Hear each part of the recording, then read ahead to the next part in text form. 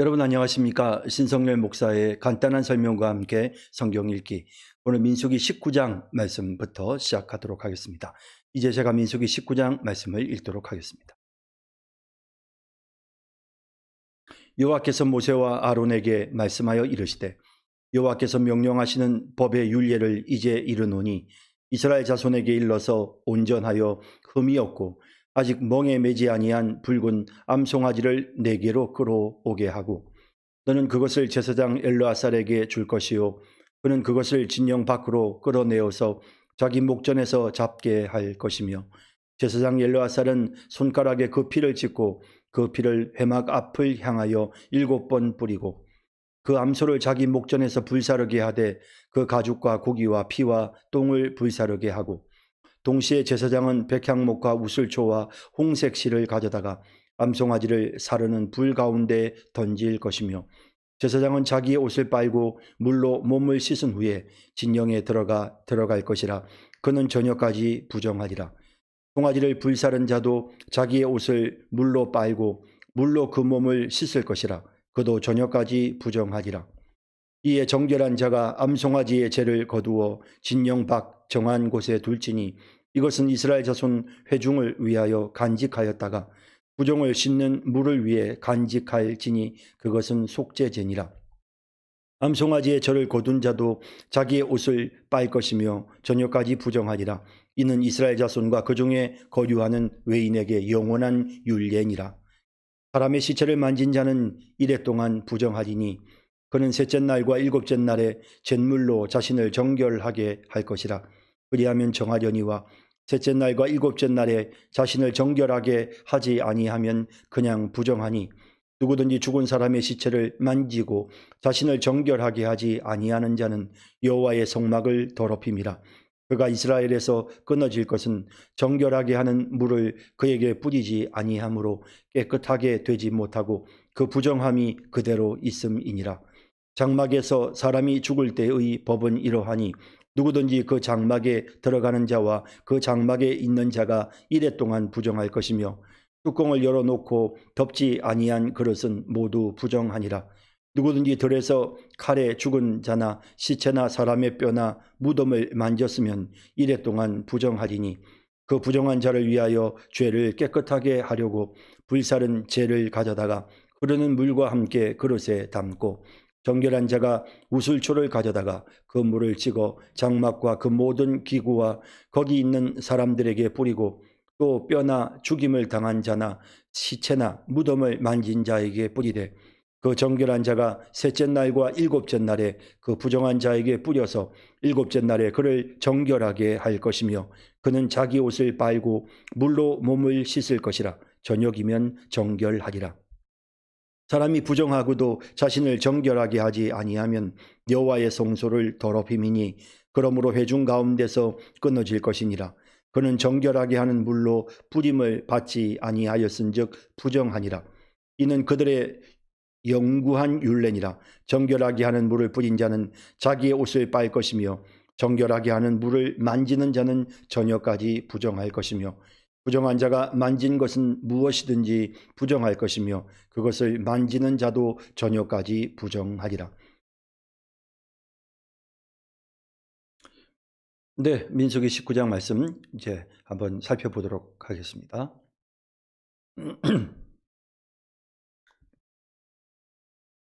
자, 이제 민수기 19장에서 우리가 다뤄야 될 내용은 이렇게 정결케 하는, 그러니까 사람이 이제 죽은 시체를 만질 경우에 이제 더럽혀지잖아요. 부정해진단 말이죠. 그 부정한 몸을 깨끗하게 만드는 그런 그 피를 이제 우리가 이제 피로서 속죄를 했는데 여기서는 이제 그렇지 않고 속죄하는 어떤 그런 정수, 깨끗하게 하는 물, 이제 그것을 만드는 것과 관련된 내용을 본문이 보여주고 있습니다. 여호와께서 모세와 아론에게 말씀하여 이르시되 여호와께서 명령하시는 법의 율례를 이제 이르노니 이스라엘 자손에게 일러서 온전하여 흠이 없고 아직 멍에 매지 아니한 붉은 암송아지를 네개로 끌어오게 하고. 자, 여기 이제 지금 붉은 암송아지, 하나님 앞에 속죄 제사를 드릴 때는 주로 숫송아지를 사용했는데, 여기서 이제 그 제를 만드는, 정결케 하는 그 물에 사용할 그 제를 만들기 위해서 붉은 암송아지, 그러니까 이제 암송아지 중에서도 붉은 암송아지라면 굉장히 젊고 또 굉장히 건강한 이런 어떤 모습을 말합니다. 내게로 끌어오게 하고, 너는 그것을 제사장 엘르아살에게 줄 것이요 그는 그것을 진영 밖으로 끌어내어서 자기 목전에서 잡게 할 것이며. 자, 이제 엘르아살이 이 모든 것을 주도해서 이제 그것을 잡는 것입니다. 그 붉은 암송아지를요.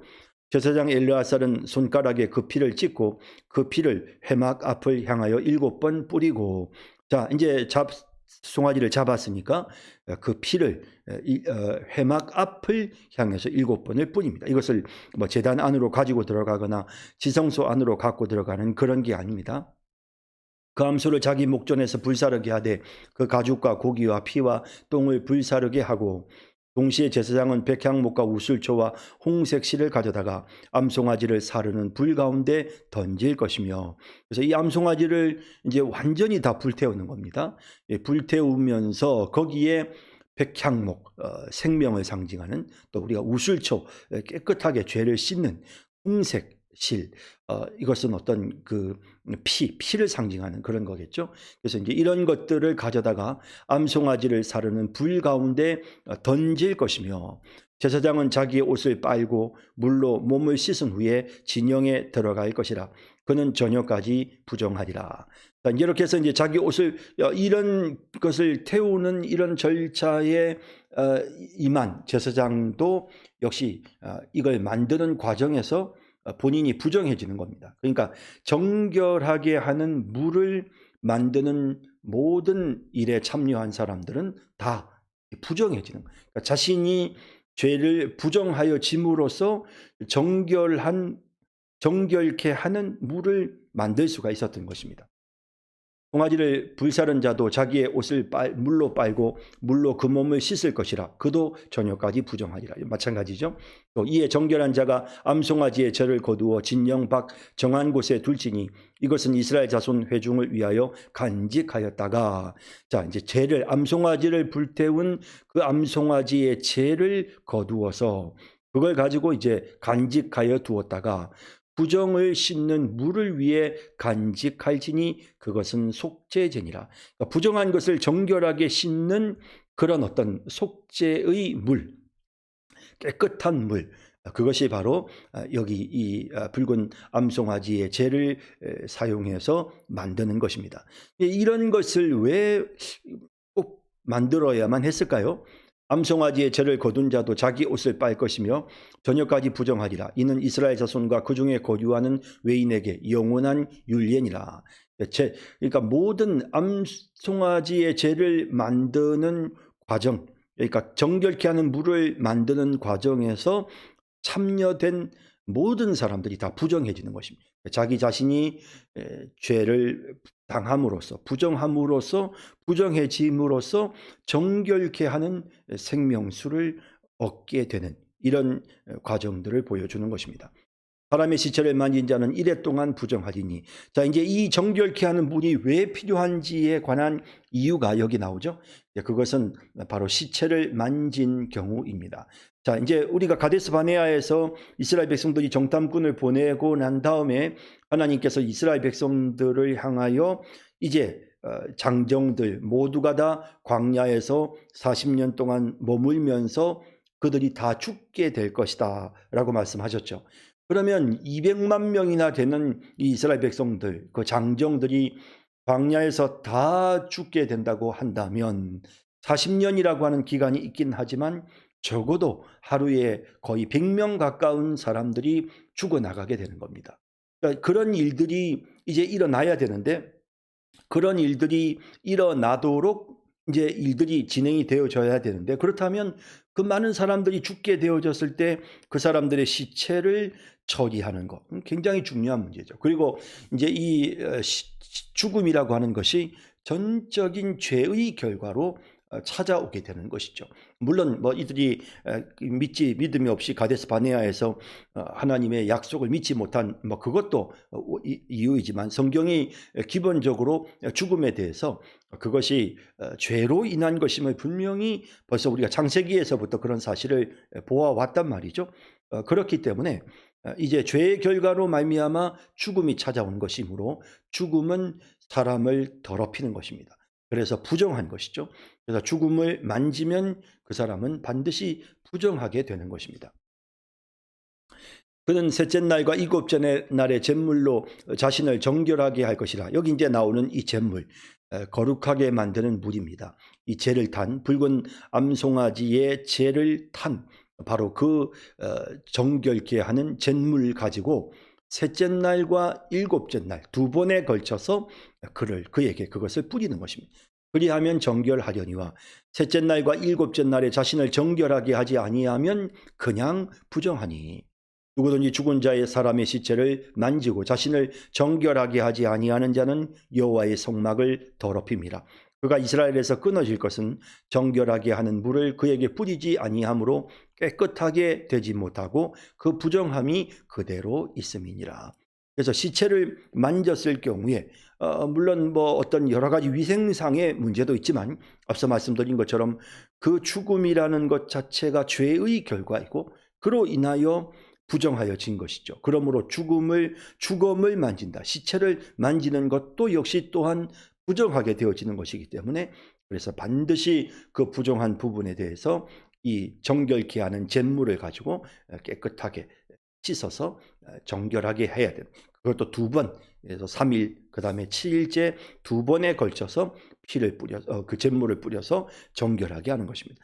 그러니까 이제 우리가 이제 히브리서에서 이 구약의 어떤 이 정결케 하는 제사에 관련된 내용들을 설명을 하면서 피도 사람의 죄를 씻지만, 이런 이 붉은 붉은 암송아지의 그래서 흠없는 그 양이라든지 염소라든지 송아지뿐만 아니라 피뿐만 아니라 그 죽은 재를 뿌려서 정결하게 하는데, 하물며 예수 그리스도께서 우리를 위해서 십자가에 피 흘려 죽어주신 그 피가 우리의 죄를 씻지 못하겠느냐라고 말씀하시는 그런 내용을 보게 되지요.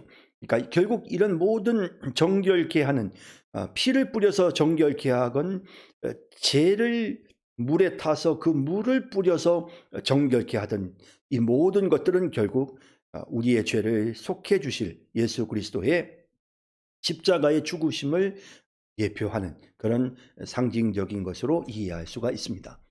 장막에서 사람이 죽을 때의 법은 이러하니, 누구든지 그 장막에 들어가는 자와 그 장막에 있는 자가 이레 동안 부정할 것이며, 7일 동안, 적어도 7일 동안은 이 장례에 참여한 사람들은 이제 부정하게 되는 것이고요. 뚜껑을 열어놓고 덮지 아니한 그릇은 모두 부정하니라. 역시 이제 이것도 마찬가지로 부정하게 되는 것입니다. 그래서 그냥 단순히 이것이 어떤 그냥 이런 사람들의 접촉뿐만 아니라 또 이런 어떤 그런 위생적인 부분들까지도 말씀을 하시는 겁니다. 누구든지 들에서 칼에 죽은 자나 시체나 사람의 뼈나 무덤을 만졌으면 이레 동안 부정하리니. 이런 교육을 통해서 철저히 죽음이라는 것이 죄의 결과로 찾아오게 된다는 사실을 보여주고, 그리고 그 죽음과 관련된 것들을 접촉하면 무조건 부정해진다는 그런 사실들을 이제 백성들에게 깨닫게 하는 것입니다.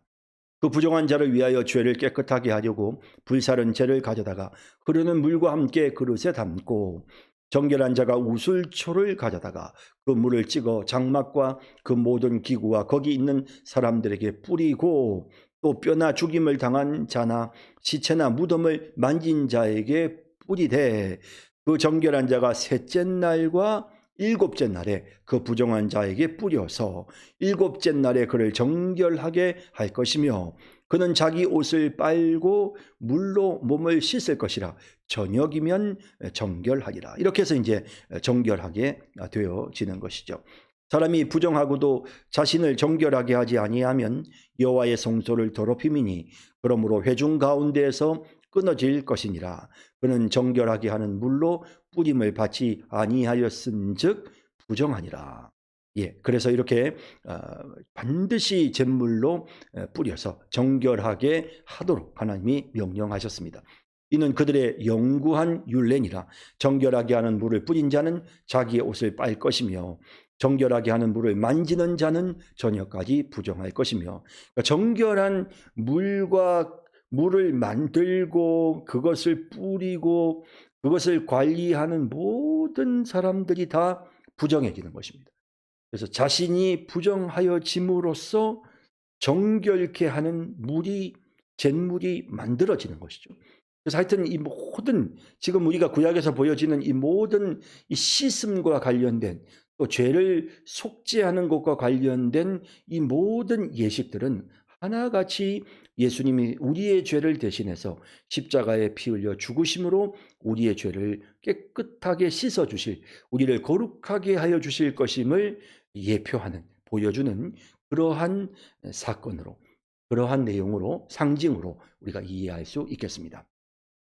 네, 부정한 자가 만진 것은 무엇이든지 부정할 것이며 그것을 만지는 자도 저녁까지 부정하리라.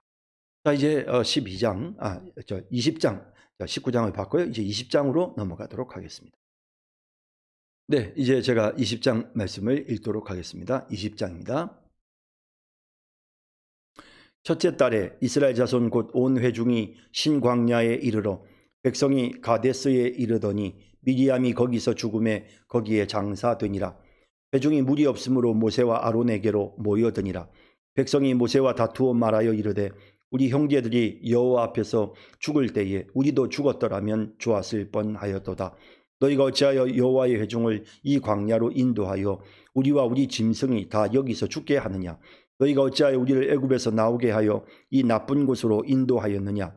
이곳에는 파종할 곳이 없고 무화과도 없고 포도도 없고 석류도 없고 마실 물도 없도다. 모세와 아론이 회중 앞을 떠나 회막 문에 이르러 엎드리매 여호와의 영광이 그들에게 나타나며 여호와께서 모세에게 말씀하여 이르시되 지팡이를 가지고 내 형 아론과 함께 회중을 모으고 그들의 목전에서 너희는 반석에게 명령하여 물을 내라 하라. 내가 그 반석이 물을 내게 하여 회중과 그들의 짐승에게 마시게 할지니라. 모세가 그 명령대로 여호와 앞에서 지팡이를 잡으니라.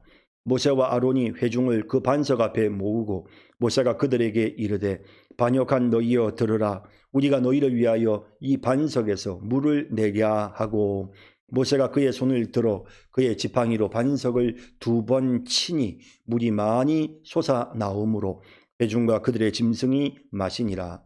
여호와께서 모세와 아론에게 이르시되 너희가 나를 믿지 아니하고 이스라엘 자손의 목전에서 내 거룩함을 나타내지 아니한 고로 너희는 이 회중을 내가 그들에게 준 땅으로 인도하여 드리지 못하리라 하시니라. 이스라엘 자손이 여호와와 다투었으므로 이를 무리라 하니라. 여호와께서 그들 중에서 그 거룩함을 나타내셨더라.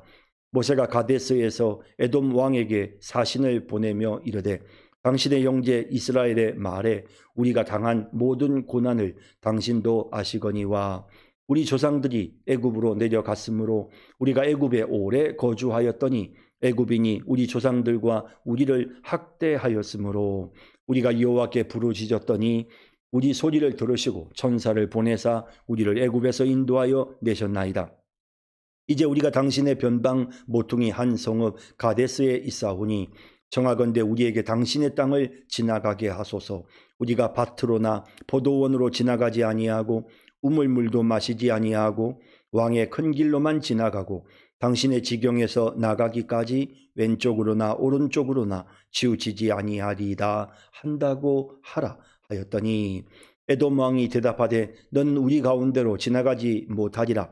내가 칼을 들고 나아가 너를 대적할까 하노라. 이스라엘 자손이 이르되 우리가 큰 길로만 지나가겠고 우리나 우리 짐승이 당신의 물을 마시면 그 값을 낼 것이라. 우리가 도보로 지나갈 뿐인즉 아무 일도 없으리이다 하나. 그는 이르되 너는 지나가지 못하리라 하고 에돔 왕이 많은 백성을 거느리고 나와서 강한 손으로 막으니 에돔 왕이 이같이 이스라엘이 그의 영토로 지나감을 용납하지 아니하므로 이스라엘이 그들에게서 돌이키니라. 이스라엘 자손 곧 온 회중이 가데스를 떠나 호르산에 이르렀더니 여호와께서 에돔 땅 변경 호르산에서 모세와 아론에게 말씀하시니라. 이르시되 아론은 그 조상들에게로 돌아가고 내가 이스라엘 자손에게 준 땅에는 들어가지 못하리니 이는 너희가 무리바 물에서 내 말을 거역한 까닭이니라. 너는 아론과 그의 아들 엘르아사를 데리고 호르산에 올라 아론의 옷을 벗겨 그의 아들 엘르아살에게 입히라. 아론은 거기서 죽어 그 조상에게로 돌아가리라. 모세가 여호와의 명령을 따라 그들과 함께 회중의 목전에서 호르산에 오르니라. 모세가 아론의 옷을 벗겨 그의 아들 엘르아살에게 입히매 아론이 그 산 꼭대기에서 죽으니라. 모세와 엘르아살이 산에서 내려오니 온 회중 곧 이스라엘 온 족속이 아론이 죽은 것을 보고 그를 위하여 30일 동안 애곡하였더라. 네, 민수기 20장 말씀 살펴보겠습니다. 첫째 달에 이스라엘 자손 곧 온 회중이 신광야에 이르러. 자, 이제 여기 첫째 달이라는 것은요, 이스라엘 백성들이 출애굽을 해서 이제 광야 생활 40년을 이제 끝내는, 그러니까 광야 생활을 시작하고 이제 마지막 40년째가 되는, 다시 말하면 이제 이스라엘 백성들이 이 광야의 여정을 마치고 이제 가나안 땅에 들어가야 되는 이제 이런 시점에서 이제 이 40년째가 되었던 첫째 달입니다. 벌써 40년 세월이 지난 겁니다. 자, 첫째 달에 이스라엘 자손 곧 온 회중이 신광야에 이르러 백성이 가데스에 이르더니 미리암이 거기서 죽음에 거기에 장사되니라. 이제 뭐 40년 동안 다 이제 20세 이상 되었던 사람들은 다 죽었죠. 그런데 이제 미디암도, 모세의 누이였던 미디암도 죽습니다. 회중이 무리 없으므로 모세와 아론에게로 모여드니라. 아마 이제 거기에 상당한 시간 이제 미디암이 죽고 나서 머물러 있었던 것 같은데, 이곳에 물이 없어서 회중이 이제 마실 물이 없으므로 모세와 아론에게로 모여드는 모습을 보게 됩니다. 백성이 모세와 다투어 말하여 이르되 우리 형제들이 여호와 앞에서 죽을 때에 우리도 죽었더라면 좋을 뻔하였도다. 계속해서 40년 광야 생활 동안 이스라엘 백성들이 거의 이제 20세 이상 다 죽었단 말이죠. 그들이 죽었을 때 우리도 죽었더라면 차라리 더 좋았겠다. 원망하는, 이제 사실 이 사람들은 이제 출애굽 2세대들, 이제 그 가데스 바네아에서 정탐꾼을 보냈던 그 세대들이 죽고 그 다음 세대들이거든요. 근데 역시 이들 또한 그 부모 세대들의 연약한 모습을 그대로 보여주고 있는 것입니다. 너희가 어찌하여 여호와의 회중을 이 광야로 인도하여 우리와 우리 짐승이 다 여기서 죽게 하느냐. 네, 그 조상들이 했던 말과 유사하죠. 너희가 어찌하여 우리를 애굽에서 나오게 하여 이 나쁜 곳으로 인도하였느냐. 이곳에는 파종할 곳이 없고 무화과도 없고 포도도 없고 송류도 없고 마실 물도 없도다. 지금 이제 광야 생활에 지친 이 백성들의 불평하는 모습을 보게 됩니다. 모세와 아론이 회중 앞을 떠나 회막문에 이르러 엎드리매. 자, 위기의 상황이 찾아올 때 모세와 아론이 보여주는 행동 항상 동일하죠. 하나님 앞에 나와서 엎드립니다. 그때 여호와의 영광이 그들에게 나타났습니다. 과거에 그들의 조상들이 했던 모습과 동일한 사건이 40년 세월이 지났지만 여전히 변함이 없는 이런 안타까운 모습을 보죠. 여호와께서 모세에게 말씀하여 이르시되 지팡이를 가지고 내 형 아론과 함께 회중을 모으고 그들의 목전에서 너희는 반석에게 명령하여 물을 내라 하라. 자, 이제 하나님께서 정확한 지시를 하시죠. 지팡이를 가지고 아론과 함께 회중을 모아라. 그리고 그들이 보는 앞에서 반석에게 명령하여 물을 내라 라고 반석에게 명령하라. 내가 그 반석이 물을 내게 하여 회중과 그들의 짐승에게 마시게 할지니라. 그러니까 하나님께서 모세에게 그런 권세를, 그런 능력을 주셨습니다. 반석을 향해서 반석아 물을 내라 하면 그 순간에 반석에서 물이 나오는 이런 능력을 하나님이 그에게 주셨고 그 사명을 그에게 허락하셨습니다. 물을 내게 하여 회중과 그들의 짐승에게 마시게 할지니라. 이렇게 하나님께서 명령을 하셨습니다. 모세가 그 명령대로 여호와 앞에서 지팡이를 잡으니라. 여기까지는 잘했죠. 모세와 아론이 회중을 그 반석 앞에 모으고 여기까지도 좋습니다. 모세가 그들에게 이르되 반역한 너희여 들으라. 이제 여기서부터 이제 뭔가 모세의 어떤 그런 감정적인 모습을 보게 되는 것입니다. 이제 이 하나님이 지시하지 않은 행동이 나오죠. 반역한 너희여. 이런 표현들은 지금 모세가 이 백성들을 지금 회중들을 판단하고 정죄하고 있습니다. 감정을 섞어서 말하고 있죠. 우리가 너희를 위하여 이 반석에서 물을 내게 하고 우리가 너희를 위하여 이 반석에서 물을 내랴. 이런 표현들도 사실은 필요 없는 것이죠. 하나님께서 반석아 물을 내라. 하나님이 명령하신 것만 수행하면 되는 겁니다. 그런데 모세가 지금 여기에서 자기를 지금 나타내고 있습니다. 우리가 너희를 위하여 이 반석에서 물을 내랴? 라고 말을 하는 것입니다. 모세가 그의 손을 들어 그의 지팡이로 반석을 2번 치니 이 또한 하나님의 명령이 아니죠. 하나님께서 반석을 향하여 명령하라고 하셨지 이렇게 그것을 치라고 말씀하지 않으셨습니다. 그런데 모세가 자신의 감정을 섞어서 백성들이 보는 앞에서 지금 이와 같은 행동을 하면서 자기를 지금 드러내는 자기의 감정을 표출시키는 모습을 보게 되는 것입니다. 물이 많이 솟아나므로 회중과 그들의 짐승이 마시니라. 예, 어쨌든 하나님께서 그들에게 물을 주시기를 원하셨기 때문에 물은 나왔습니다마는 그러나 이제 하나님께서 이 모세의 행위를 기뻐하지 않으셨던 것입니다. 여호와께서 모세와 아론에게 이르시되 너희가 나를 믿지 아니하고 이스라엘 자손의 목전에서 내 거룩함을 나타내지 아니한 고로 하나님을 믿고 의지하는 모든 것을 전적으로 하나님께 맡기고 하나님의 인도하심에 순종해야 되는 그런 위치에 있음에도 불구하고 자신에게 주어진 이 사명을 그가 완수하지 아니하고 어떻게 했습니까? 하나님의 그 거룩하심을 나타내지 아니하고 인간의 모습을 연약한 인간의 모습과 감정을 나타낸 것입니다. 그래서 어떻습니까? 너희는 이 회중을 내가 그들에게 준 땅으로 인도하여 드리지 못하리라 하시니라. 사실 이제 모세와 아론은 가나안 땅으로 들어가기를 원했겠죠. 하지만 하나님께서 이들에게 이 사건 때문에 그들에게 이제 더 이상 가나안 땅에 들어갈 수 없도록 그래서 그 이전 세대들과 함께 그냥 광야에서 마지막을 맞이하게 하시는 이런 하나님의 조치를 보게 되는 것입니다.